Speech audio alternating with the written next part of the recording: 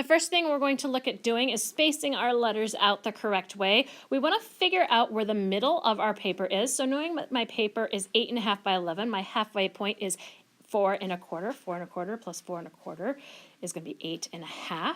And I want to make two of those lines so that I can connect them and know that they are parallel to the edges of my paper. And I just need to do it right in the middle of the paper since that's the point I'm trying to find. Now I'm going to go the other direction. My paper's 11 inches long, so I'm going to go to 5.5. 5.5 and 5.5 is 11. And this is the middle point of my paper. That's also going to be the vanishing point for everything that I do today. Now, I want to put one name at the top, one name at the bottom, and the easiest way to space it is to just line your ruler up along the edge of the top of your paper and draw a line.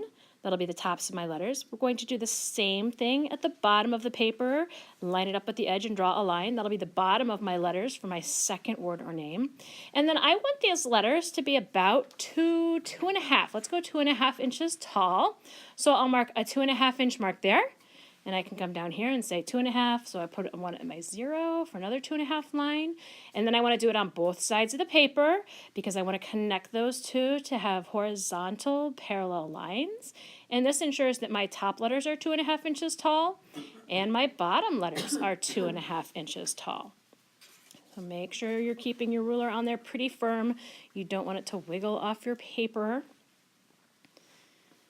Okay, once you have those two lines, now you know your block letters are going to go in between here. You got to count how many letters are in your name.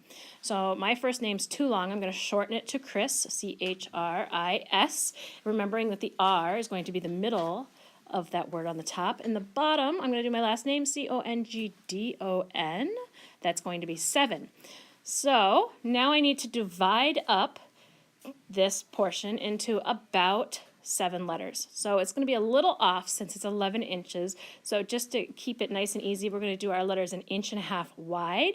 So every 1.5 inches I'm going to mark. 1.5, 1.5 is 3, then 3, 4.5, 6, 6.5, 9, and then 10.5. So now I'll have 7 spaces to work with up on the top, and I'm going to do the same thing at the bottom. I'm only doing one mark at the top and one at the bottom because I can connect these from the top to the bottom to divide those letters. I can just turn the ruler this way, and then I don't have to do the line all the way down. I just need it between the two horizontal lines that I did before. See how I'm stopping? And I'm just going to go through and connect all of these. Take your time, keep them parallel and vertical. Skipping that center part, we don't need to run the lines through there. And this helps us to ensure that our letters are all the same height and the same width.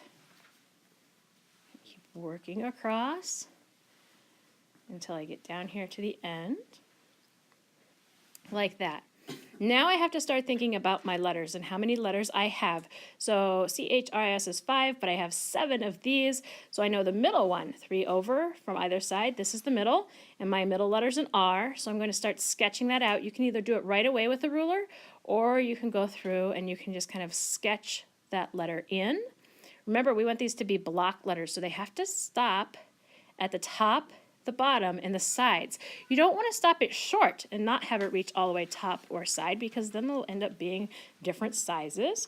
Make sure that you go through and work each of those out for the name.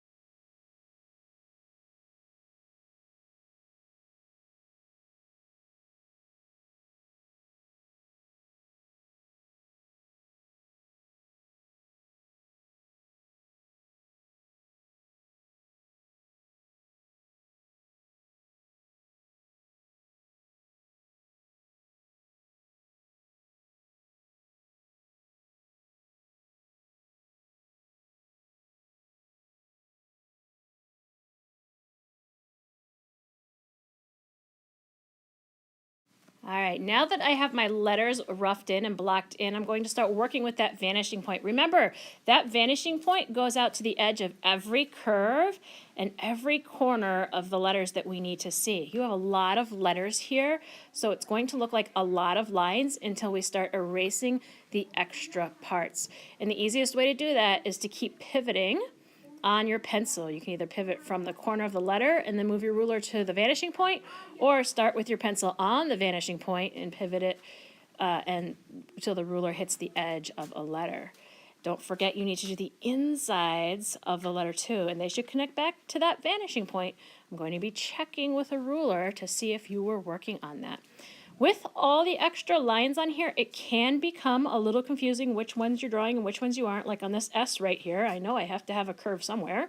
So I'm going to go back and fill that in later. Then you want to add the depth to your letters, and you can erase your extra lines, and then you can start adding the curves back in there between things to make them look more 3D, and erasing your extra lines. Take your time with this part. Get somebody else's opinion. If you're like, something's not quite right, I can't quite see it, have them take a look. Then you can grab a marker and go through and outline the edges of all your letters.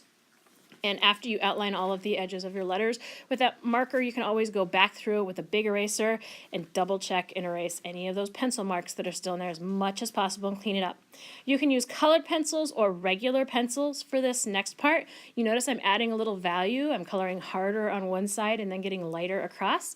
And where I have the shadows, I'm using a darker color of colored pencil to really reinforce the fact that those letters are popping out and look three-dimensional. Once you're finished with this project, you're going to want to go ahead and upload it to Schoology. You can also upload it to Artsonia. And now your name looks like it's popping up upward and downward. Great job.